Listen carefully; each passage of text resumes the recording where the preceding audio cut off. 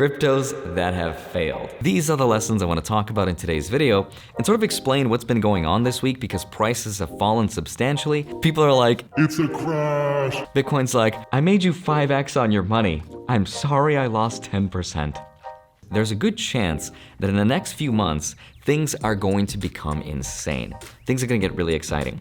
For example, JP Morgan just announced that they think Bitcoin's going to go to $146,000, and that means Ethereum is going to go closer to $15,000. So again, exciting times ahead, which is also crazy that the CEO of JP Morgan said that. He's the guy that also said Bitcoin was worthless. But if anything, I wanted to make this video to remind myself that things aren't going to continue going up forever, and there's a few lessons that I think we need to remember before we get too excited, because there's a good chance that things could go equally just as low to maybe $35,000 according to JPM, or maybe even lower. I also want to put in perspective that even though Bitcoin's lost over 11% in a single month, this is also after we made 27.4% in a single month in October. This is also after the fact that October last year, Bitcoin was worth $15,000, and October of this year, it was worth $53,000. That is a 466% increase. Now, if we take a look at the stock market in that same time frame from October last year to October this year, the stock market returned 37%, which is still incredibly good, but it's not even close to triple-digit growth rates. So that's exciting, but at the same time, I just want to make sure we're careful. So let me just be dad now and explain everything that's going on, how things can go south, and how we can protect ourselves. Let's begin. Hi, my name is Andrei Jikh. Hope you're doing well. Come for the finance and stay for the Andrei Jikh. YouTube, please get your captions together. My name is Andrei Jikh, not honorary. Stop it. Get some help. I was just at a show the other day here in Las Vegas, and I saw this really cool rollerblading act, which kind of reminded me of crypto. I saw this girl being tossed round and round and up and down, and I was like, that's Bitcoin. So let's talk about what's going on this week. In my Shiba Inu video, I asked people, what will it be next? Well, now we have the answer. Miss Doge, get Floki, was literally a sign that was on a bus in London promoting Floki, and it's making people angry. Imagine going to school for 16 years, paying $120,000 to get an MBA, only to watch another dog-themed crypto make more money than any other asset on Earth. Which is why, as long as the crypto markets have been around, people have been creating dog-themed coins and making money on it. Now let me step off my pedestal and show you my portfolio, because I have a lot of coins that I gambled on in 2017, which includes coins like Bitcoin Cash, IOTA, XRP, Bitcoin Satoshi Vision, OMG, I have Dash and Neo and a ton of other ones. I'll tell you what I've learned from some of them, but first, I just want to quickly show you what's been going on this week and why the price has been going down. The first reason is because of liquidations in the derivatives and futures markets. I know fancy words. But in a nutshell, this means whenever the price of an asset, like Bitcoin for example, goes down to a certain price level, people that leveraged or borrowed their money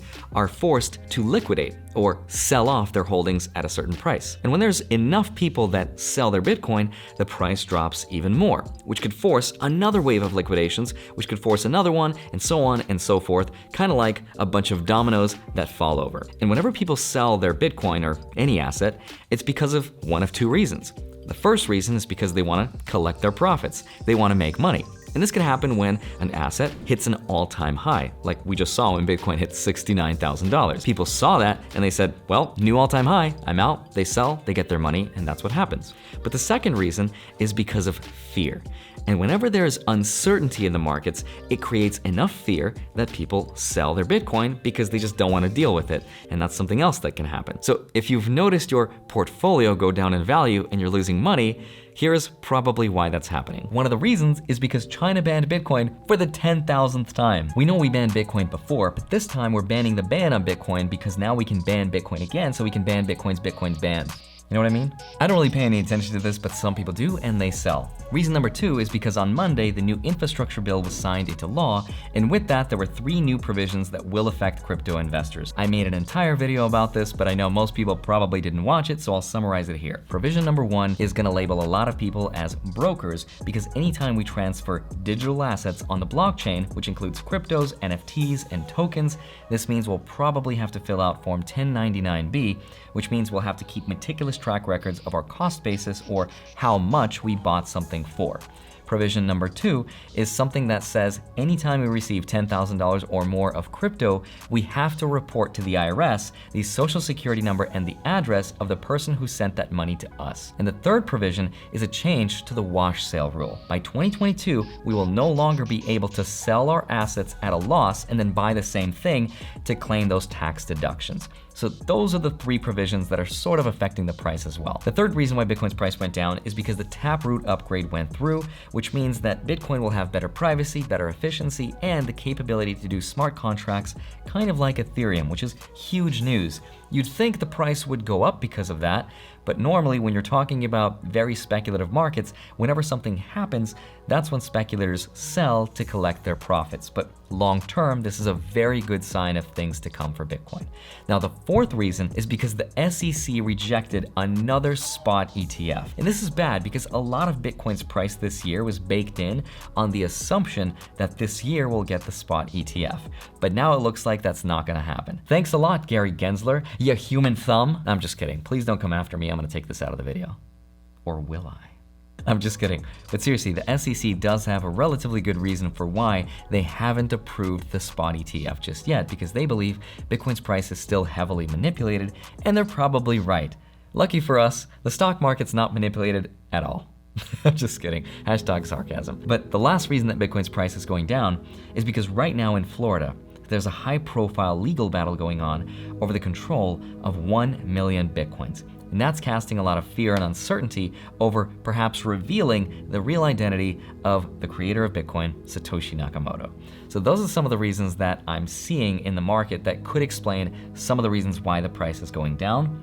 So now let's talk about some of the failed cryptocurrencies throughout the years that have taught me a lot that I hope you learn from as well. Before I tell you what they are, I just want to quickly say that if you have any of these cryptos in your portfolio, I'm not saying that they are total failures or that they won't come back or that you shouldn't invest in them. I'm just saying that each of them taught me something unique that I want to share with you. And the first one is Bitcoin Cash. I have roughly 17 of them, and I received an equal amount when Bitcoin split and hard forked into Bitcoin and Bitcoin Cash. This was in 2017 during what's called the scaling debate. The scaling debate happened amongst the most influential people of Bitcoin at the time, the people with the most power and money and influence, and they couldn't come to an agreement on how to scale Bitcoin. Because if Bitcoin was going to become a global world currency, it needed to be fast, cheap, and reliable. But how do we get there? Because right now, we can only handle 7 transactions per second, and Bitcoin needs to handle tens of thousands of transactions per second if it wants to onboard the entire world. So how do we do that? Do we scale the blockchain itself, aka on-chain, by increasing the block size above 1 megabyte?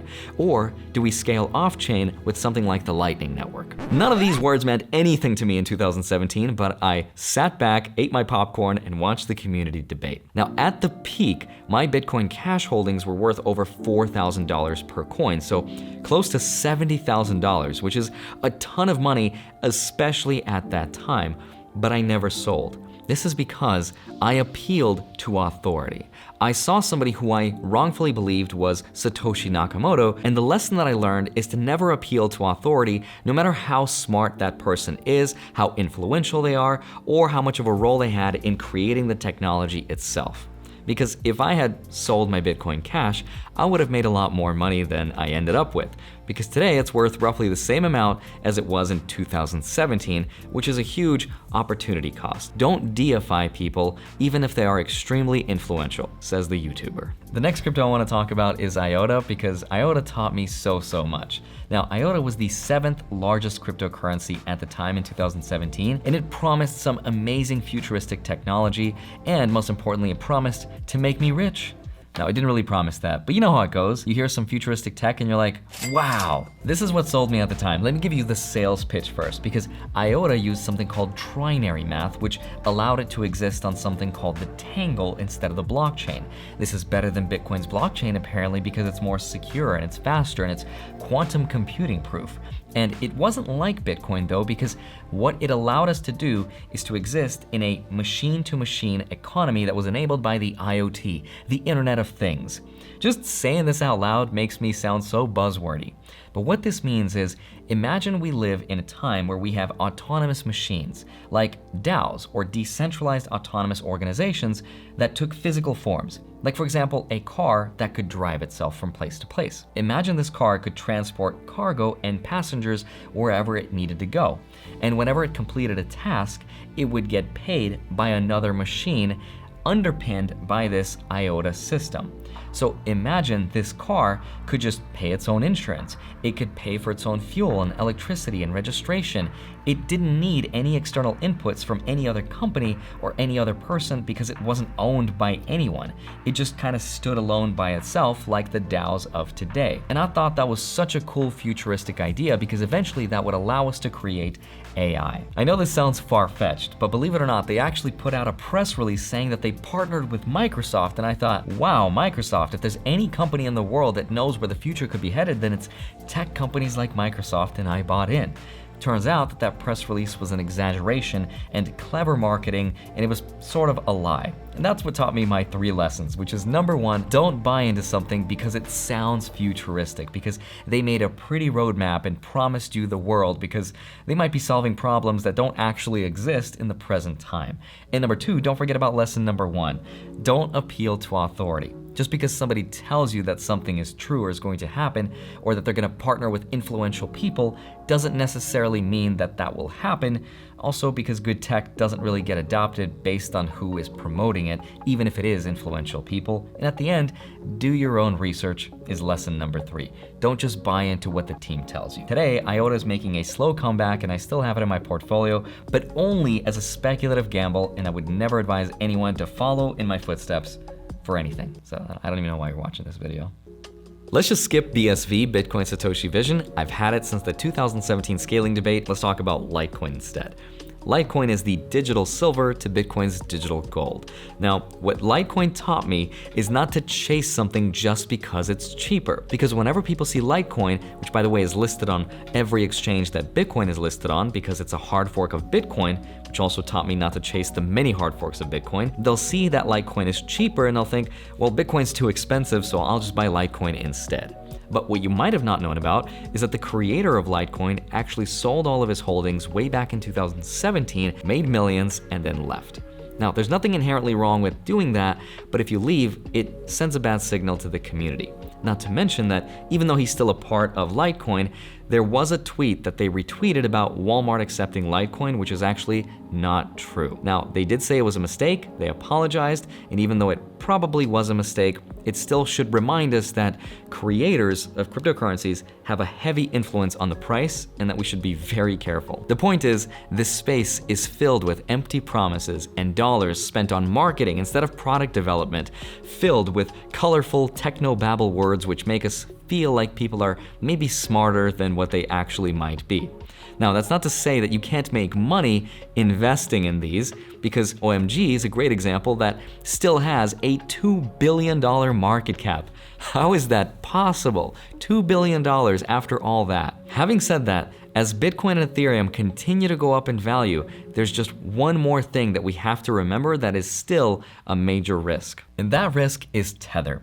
Just as much as crypto has a chance to go to the moon, it has a chance to hit rock bottom. Because Tether, the stablecoin that's supposed to be backed by $1 for every one coin they print, isn't actually backed by dollars as much as it's backed by commercial papers, which we still don't know where those papers are held, what they actually are, or what that even means. And Tether's printing press has been cranking overtime. Remember how I showed you Bitcoin's price chart between October last year to this year? It roughly 4.5 to 5x'd. Well, take a look at Tether's market cap, because last year in October, their market cap was sitting at $15 billion, and this year in October, it went up to $75 billion. That's a factor of exactly 5x. Now, I'm not saying that all of the Tether that was printed this year was used to inflate the value of Bitcoin, but this would be irresponsible for us to ignore that there is some correlation. Even though Tether's not really artificially increasing the supply of Bitcoin, if anything, Tether's actually helping us get richer because it's inflating the value of Bitcoin. But the real risk is that when Bitcoin goes down, which inevitably someday it will, when we have a bear market or the next cycle and it goes down substantially, If enough people panic at the same time and want to convert their tethers for dollars, we might find out there's not enough dollars to convert back to.